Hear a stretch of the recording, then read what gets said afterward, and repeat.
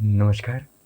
स्वागत है आपका एकायन में। यहाँ पर हम बात करते हैं भगवान बुद्ध और उनकी शिक्षा के बारे में।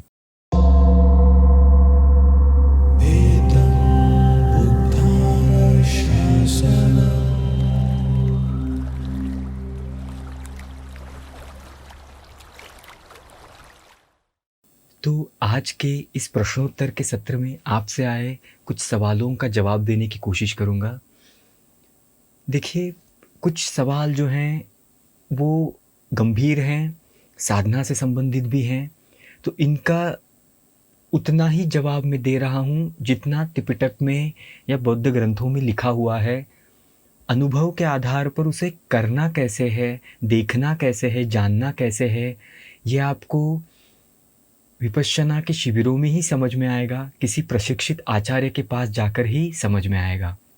बुद्ध्यंग और पारमिता, इनमें अंतर क्या है, ऐसे पूछा गया है। पारमिताएं प्रकृति है, प्रवृत्ति बढ़ानी है। जो 10 गुण हैं, जो 10 पारमिताएं हैं, वो प्रवृत्ति बढ़ाते रहनी है, और वो प्रवृत्ति बढ़ाने से हमारे बोध्यंग पुष्ट होते हैं। 7 बोध्यंग गिनाए गए हैं।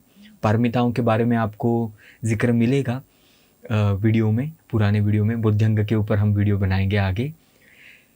तो जब ये बोधि के अंग पुष्ट होते हैं तब पूर्ण निर्वाण प्राप्त होता है। 2 पारमिताएं ऐसी हैं जो बोधि के अंग में भी आती है, उपेक्षा है, सती है, जो बोधि के अंग भी हैं और पारमिताओं में भी है।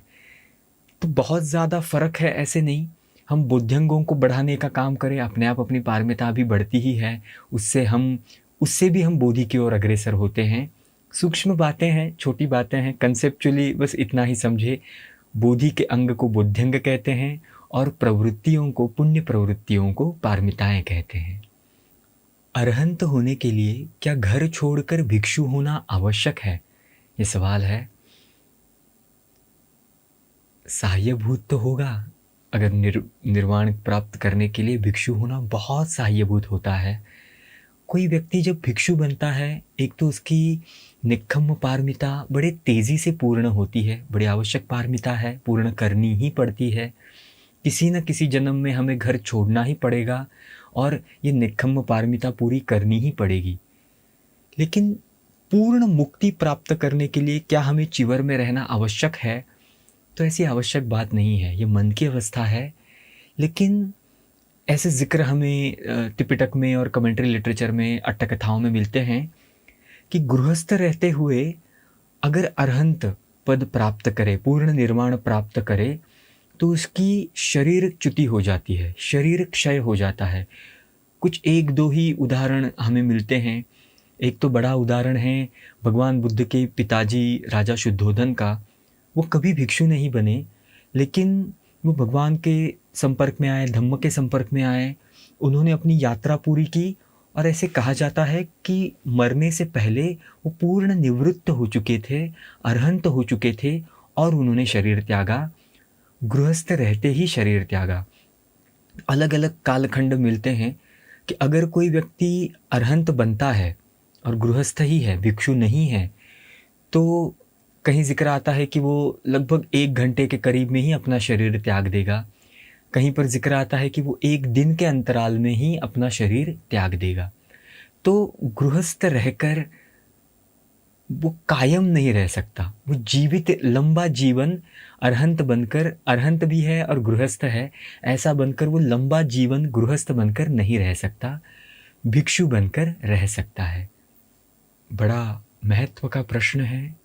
भारत से तथागत की शिक्षा, तथागत का धम्म लुप्त कैसे हुआ, ये शिक्षा चली कैसे गई? कई कारण हैं, कई सोशो पॉलिटिकल रीज़न की वजह से भी ये धम्म लुप्त हुआ। सामाजिक और आर्थिक कारणों का बखान करना, राजकीय कारणों का बखान करना, ये इस चैनल का विषय नहीं, इसलिए उसे एक और रखते हैं। जो अन्य और प्रमुख कारण था वो था कि धम्म में, शुद्ध धर्म में मिलावट आने लगी। जो बातें भगवान ने कही ही नहीं हैं, वो बातें भिक्षुओं ने करना शुरू किया। हाँ, भिक्षुओं ने करना शुरू किया। बुद्ध के नाम पर उन्होंने ये बातें करना शुरू किया। और भगवान की शिक्षा का जो उद्देश्य है निर्वाण प्राप्त करना, वो दूर रहा, वो छूट गया। दुख मुक्त होना, वो छूट गया। और लौकिक भौतिक चीज़ों में रमण होने लगा। तो जब ऐसे होने लगता है तो विद्या अपना अस्तित्व खोती है, विद्या अपना फल देने का बल खोती है, परिणाम नहीं आने लगे। भगवान के नाम पर मंत्र जाप होने लगे, उनकी मालाएं फेरी जाने लगी, पूजा पाठ होने लगे। तो ये सब जब चलने लगा तब जो परिणाम आने थे, जो मन शांति आने थी, जो निर्वाण की तरफ अग्रसर होना था, वो सब छूटता चला गया। और धीरे धीरे ये विद्या भारत से लुप्त हुई। बाहरी कारण भी खूब रहे। राजाओं ने राजाश्रय देना छोड़ दिया तो भिक्षुओं का जीना कठिन हुआ। ऐसे मत फैलने लगे कि वैदिक जब पौराणिक परंपराएं चालू हुई, जब विष्णु इनकारनेशन थ्योरी मतलब विष्णु के अवतार की कल्पनाएं शुरू हो गई, तो एक अवतार भगवान बुद्ध को भी बताया गया और विष्णु का रूप बताया गया। तो ये भी कारण रहे, लेकिन ये प्रमुख कारण नहीं, ये मुख्य कारण नहीं, ये आज भी है। इनके बावजूद बुद्ध की शिक्षा फिर उभर आई है, क्योंकि वो शुद्धता फिर से हमने पाई है। तो जब शुद्धता खोई तभी उसको खोया। तो अभी भी जब सद्धम्म फिर से जोर पकड़ के खड़ा हुआ है, हमें बड़ा ध्यान रखना है कि हम उसकी शुद्धता को ना खोए।